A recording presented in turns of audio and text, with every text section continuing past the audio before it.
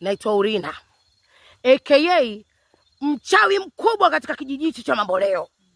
Alafu nasemaje, mila zetu na desturi lazima zifuatwe. Huyu mtu alijiita Dr. Chilo huyu, huo uchilo wake atakuwa kicheche. Nakwambiaje, mimi ndo kibena, yaani mimi ndo nampenda Dr. Chilo. Alafu katika hichi kijiji cha Mamboleo lazima Dr. Chilo ndo Nasema hivi, na Dr. Chilo ndo mpango mzima. Jamani, naitwa Tao aka Mama Kija. Yaani natamani anizalishe Dr. Chilo. Nitikisa? Hapana jamani, akaeko na mila zake. Mila staki. Narudi tena. Mkubwa wa wachawi katika kijiji hichi. Nasemaje, huyo Chilo ajiandae. Labda mimi sio Urina.